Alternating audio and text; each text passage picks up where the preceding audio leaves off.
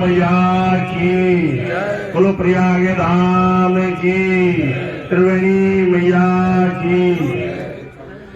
कृष्णाय वासुदेवाय हरे परमात्मने प्रणते क्लेशनाशाय गोविंदाय नमो नमः। माघ मेले में त्रिवेणी के संगम के ऊपर और प्रयागराज में और ब्रह्मऋषि आश्रम में ऐसा भारद्वाज जी की पुण्य भूमि में ये सब संत समागम धर्म संसद नहीं होगी तो भैया कहाँ होगा। धर्म संसद का मतलब कोई और विषय नहीं है, धर्म का संबंध ही और संसद का संबंध है। वह राज की बातें होती हैं, यहाँ पर धर्म की बातें होती हैं, तो उसका नाम है धर्म संसद।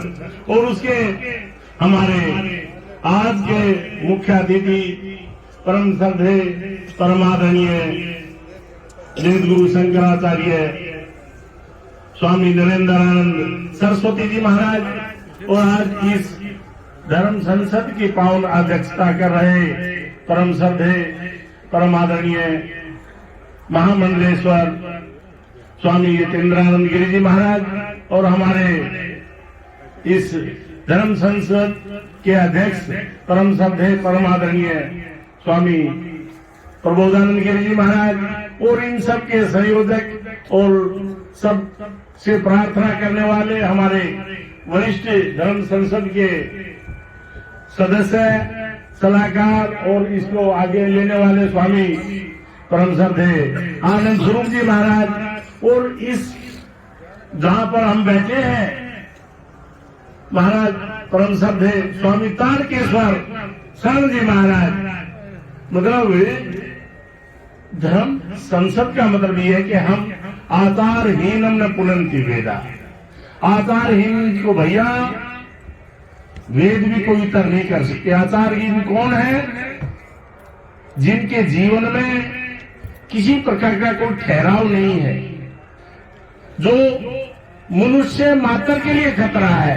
हमारी जो संस्कृति है सर्वभूत हिते रता, हमारी जो संस्कृति वो ये है सबका कल्याण हो, सर्वे भवन्तु सुखिने सर्वे सन्तु निरामया सर्वे भद्राणि पश्यन्तु मां। ऐसी सोच और ऐसी विचार करने वाले विचार को ऐसे महापुरुषों को तकलीफ हो रही है, तो इसका मतलब क्या है? मानव जाति को खतरा है, मानव जाति को खतरा है। और जहां जहां ये जिहादी मानसिकता वाले आए उदंग, वो कोई ये नहीं है, सब में होते हैं।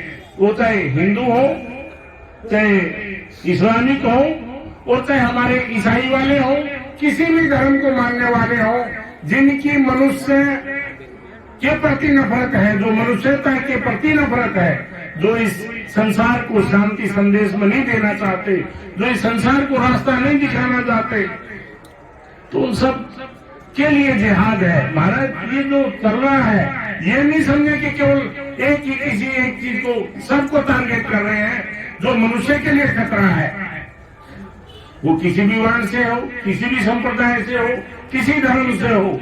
और बात है आज हमारे अपने हिंदुओं की, बहुत कष्ट के साथ बोलना पड़ रहा है। रोड पर भीड़ है, किसी के मकान में भीड़ नहीं है, सबके मकान खाली पड़े हैं। कहीं पर भी आप चले जाओ सबको ताला लगा के जाना पड़ता है। पहले जाते थे तो ताला किसी के घर में नहीं लगता था। ताला लगने का मतलब अपशकुन है। किसी के घर में ताला लग जाना इससे बड़ा कोई अपशकुन नहीं है। और ये अपशकुन ने ये क्यों जो हिंदू मानते हैं हम दो हमारे दो, हम तो कह रहे भैया हम दो हमारे तो है ही नहीं, हम तो हमारे कहाँ रह गया। मतलब बाप को बाहर कर दिया, वृद्धाश्रम की स्थिति आ रही है। पहले हम रोते थे गौ सेवा गौशाला बन गई, अब क्या बन रही है? वृद्धाश्रम बन रहे, वृद्धशालाएं बन रही है। तो हमारे कहाँ जा रहे हैं? जब तक हम अपनी संस्कार और संस्कृति के प्रति जागरूक नहीं होंगे तो तब तक ना तो हम यहाँ पर हैं और न यहाँ पर आगे रहेंगे। इसलिए कम से कम हमने देखो चाइना ने किया था 1 चाइल्ड पॉलिसी, 1 बच्चा पैदा करने का।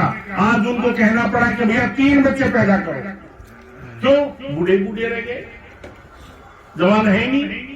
तो ये स्थिति आने वाले, आज हम देखते हैं 1-1 बच्चा है, यदि किसी ने बाहर पीट दिया तो कहते हैं हाथ जोड़ के बोला समझौता कर ले, झगड़ा नहीं करना बेटा। और मास्टर ने पीट दिया तो हम FIR दर्ज कराते हैं कि मास्टर ने पीट दिया। अरे मास्टर ने क्यों पीट दिया?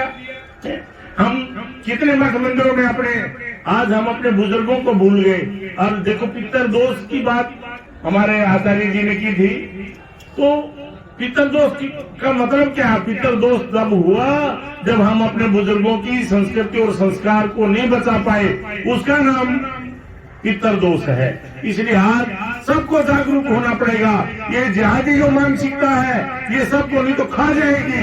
और अपने बच्चों को जनसंख्या बढ़ाने के लिए, अपने बच्चों को अच्छे संस्कार देने के लिए, अपने बच्चों को संस्कृति बचाने के लिए और राष्ट्र के निमित्त प्रेरणा दें।